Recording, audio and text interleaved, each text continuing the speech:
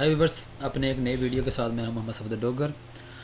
तो ये हमारी एक सीरीज़ चल रही है PHP फॉर बिगिनर्स के नाम से। तो इस वीडियो के अंदर हम देखेंगे कि अगर हमने इको फंक्शन को यूज़ करना है तो उसको हम किस तरह लिख सकते हैं। इको फंक्शन बेसिकली हमारा एक आउटपुट फंक्शन है। तो इसके बाद हम अगर आपने स्ट्रिंग वगैरह यूज़ करानी है तो उसको हम कैसे यूज़ करेंगे। तो स्टार्ट करते हैं जी। पहले इसको प्रोग्राम को यहाँ से एंगल ब्रैकेट, यहाँ पे PHP का कोड लिखते हैं और यहाँ पे डबल कोड लिखता हूँ हेलो वर्ल्ड।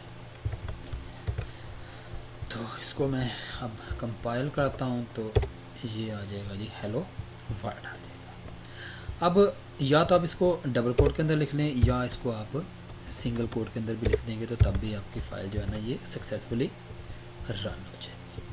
ये देखिए, अब आप चाहते हैं कि ये जो हेलो वर्ड लिखा हुआ है ना, ये हेलो ऊपर वाली लाइन में लिखा हुआ आ जाए और वर्ड जो है ना वो नीचे वाली लाइन में आ जाए। तो उसके लिए आपको एक BR का टैग होता है, वो आप यहाँ पे यूज़ कर सकते हैं।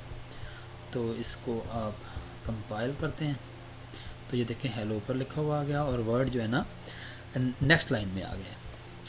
अब आप चाहते हैं कि ये बोल्ड आ जाए, बोल्ड हो, तो उसके लिए फिर आपको B का टैग यूज़ कर लेंगे और एंड पे जाके आप इसको B के टैग को क्लोज कर देंगे। सेव करते हैं, इसको रिफ़्रेश करते हैं तो ये देखें आपका टैग जो है ना वो बोल्ड हो गया।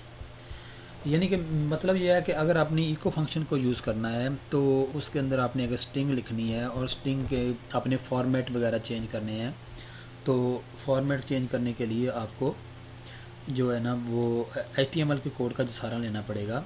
तो HTML के कोड को आप या टैग्स वगैरह को HTML टैग्स को आपने इको फंक्शन के अंदर कैसे यूज़ करना है।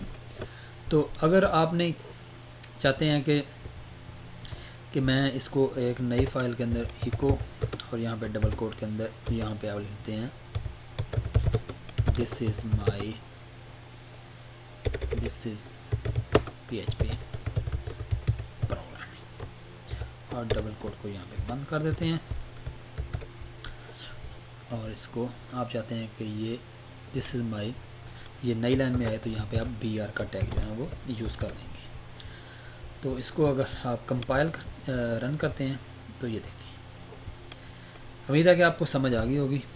Okay bye.